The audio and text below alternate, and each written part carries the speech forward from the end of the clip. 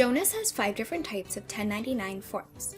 The forms do need to be purchased, but when printed, Jonas will line up the forms and can also do electronic filing of these forms. Before running a report for a 1099, we must first set up the 1099 information within the supplier settings. To do so, navigate to Accounts Payable, Files, and Maintain Suppliers. Note that this information can be updated at any time. Select your company and subledger, as well as your supplier. Then click Page 2.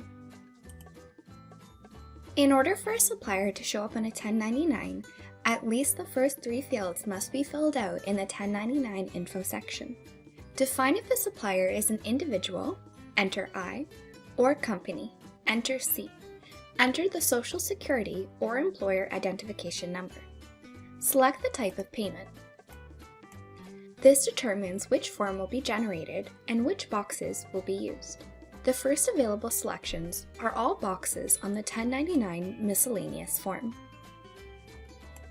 There is only one option for forms B, INT, NEC, and R because we only print the amount under one box on these forms. 1099 Adjust Amount. If you need to adjust the 1099 amount, for example if you had other items that you paid to the supplier that shouldn't reflect on the 1099, or if you started halfway through the year at Jonas and you want to load in payments prior to Jonas, you can use this Adjust Amount field and that will be in addition to any payments you've done to that supplier. This amount can be positive or negative depending on what type of adjustment you need to make. By default, the system will print the name of the supplier on the 1099 form using the name from the Maintain Supplier screen. You can optionally add an alternative vendor name.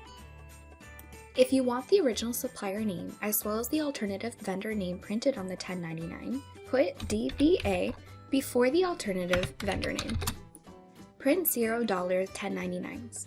This is for a 1099 that you have to reverse. Flagging this field allows you the ability to print a 1099 for that supplier. Depending on the type of form, there are additional fields you can fill out related to the 1099.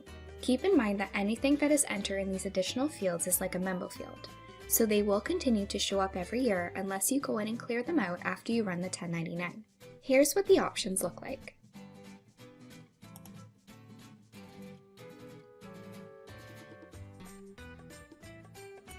This form is different in that it will print out a separate form for each payment that was made to the supplier, whereas the other form types combine amounts on the form. If you want to have everything print in one form, switch Combine Payments to Yes.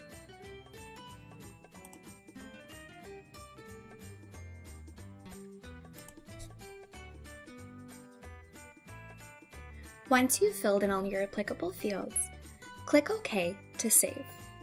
For more information on how to print 1099s and clear 1099 adjustment amounts, watch the video titled Run 1099s and Clear 1099 Adjustments. Thanks for watching, stay tuned for more how-to videos, and don't forget to subscribe.